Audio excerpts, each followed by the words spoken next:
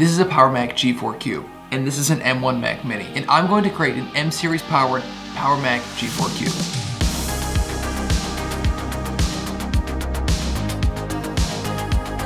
This is a computer that was put into the Museum of Modern Art because it is, without a doubt, the most attractive computer that anybody has ever built. These are the internals that Apple wished they could have put into this computer. So what I'm going to do in this video is put the M1 Mac Mini internals inside of this computer, which is the most attractive computer Apple ever made. The two things I want to keep intact with this is I want to make sure that the CD/DVD drive is actually still functional and working, because that is one of the coolest parts of this. Is it looks like a toaster. You get to put the DVD in. And the second part is that I want to keep the clean aesthetic. So up front, I can't touch any of this surrounding. It has to have the cables falling out the back, but the rest of it is fair play. So the first step is to take this guy apart and see how we're going to be able to fit the internals of this inside of here. Before we get started, I want to thank today's sponsor, Clean My Mac, and introducing the all-new Clean My Mac, the ultimate solution for Mac control and care. Clean My Mac is an essential tool that I use to keep my Mac clean and organized. As you can tell, I'm a uniquely messy and cluttered person, so having Clean My Mac help keep my digital life minimalized helps me quite a lot. By quickly eliminating duplicates, cleaning up the cache, development junk, and unnecessary files, Clean My Mac can easily help me stay clean and organized on my Mac. When I downloaded the software for the first time, I didn't really know how valuable it actually would have been, but it found 5 programs that I didn't even know were on my computer, saving me a couple gigabytes, which is good for somebody who shoots a ton of video. I need more storage constantly. The cleanup helps me declutter my hard drive. The Moonlock anti-malware protects my Mac in a way that I just personally am not really able to keep up with. I use a Time Machine backup that I've been backing up for the last 6 or 7 years, and I've been carrying those files from Mac to Mac to Mac. So it's just nice knowing that I'm not carrying over malware every single time I get a new computer. The Smart Care feature has little dashboards showing me what programs are using a ton of RAM, and with only 16 gigabytes on this M1 Pro MacBook Pro, I just constantly need more RAM, and so I'm constantly closing out and quitting apps because I'm just really bad at doing that. If you want to know what programs are taking up your CPU, your memory, your storage, all that stuff, it's held within the dashboard in a very easily and visually appealing way. Clean My Mac helps my Mac run smoothly with just the click of a button, and it allows me to focus on more important things like my family, kids, and updating Mac GeForce for the future. It'll help take care of your digital ecosystem, making any computer a digital oasis. Clean My Mac is available for purchase on the MacPaw website, the Mac App Store, or Setup. Check out my link down below to get a 7-day free trial, and thank you for MacPaw for sponsoring this video and allowing me to afford all these computer parts. The first step was to disassemble the G4 Cube. The entire computer is attached to this fanless latch-based mechanism that you push in and then pull out to reveal the entire computer. My computer does not work, which means I do not need to be too careful in my disassembly of the machine, save for the disk drive, which I want to keep in good shape, as the toaster-like way to insert a disk is one of my favorite things about this computer. All right, so here's where we're at with this whole project. So I really want to keep this DVD drive. I know I don't really ever hardly use it, but I do use it sometimes.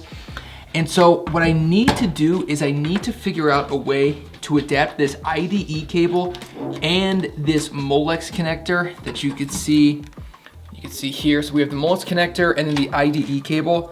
And if I can figure out a way to adapt all of that to like a standard USB Type A port. Yeah, so we're basically, I think at this point, Mac Mini is gonna go here. We're basically just waiting for the Mac Mini to come in. I got this popped off. Yes, it's really gross and dusty. I got this popped off from the bottom. I just realized that these are T6 security screws. You see that little thing right there? And the T6 that I have does not have that little, you can see, it doesn't have that little indent. It actually has a little bit of an indent, but it doesn't have the indent I need. So I'm gonna need to go get one. There's a Micro Center by me that probably closes.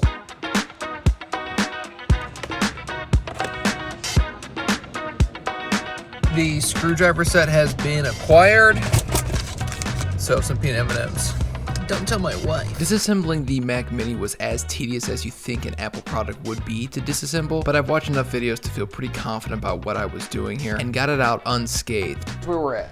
We have the power supply, and we have the motherboard, and we need to fit this and this into here without touching this. So we need to fit this basically like in here, and then this also needs to fit, or this might, oh wait, we might be able to stuff that right there. All right, so this is the current setup I think I'm gonna have it go like this. Have this right there. Have this come out. I'll grab the cable for that and I'll put that in. And then I'll cover this back up after I cut the little hole for this little jack to go through. And then I need to make some precision cuts down here. Okay, so currently here's what we have. I'm trying to see if this disk drive, we can save this disk drive and actually use it. So I have an adapter plugged into a USB, plugged into power, plugged into a Molex connector, plugged into a USB all the way up to my computer. So we have the best movie, or my favorite movie at least. All right, so now we're going to plug this in. Ready? Okay, wait, actually it took it. It's spinning.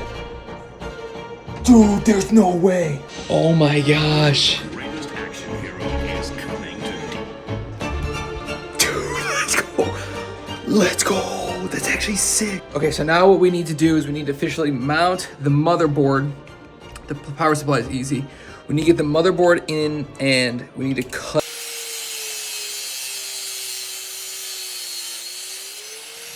Here's where we're at. We have the extension cable.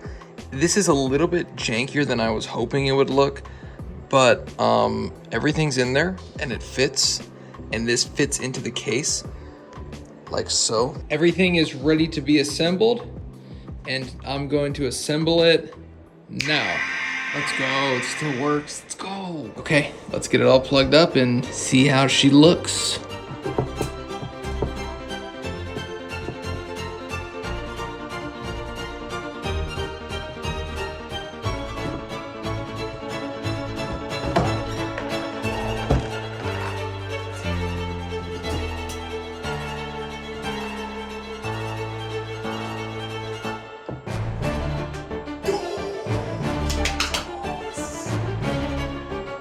Wait, this is so sick.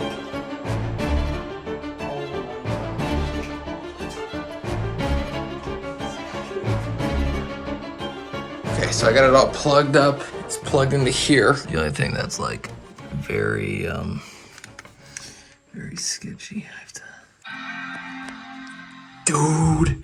All right, I'm not 100% sure if it's gonna show up on here or if I need to run the HDMI directly to it.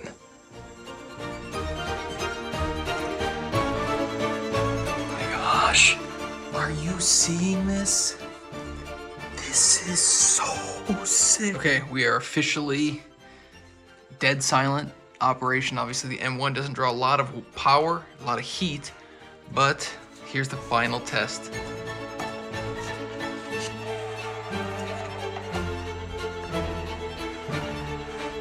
Let's go. It's done. I finished.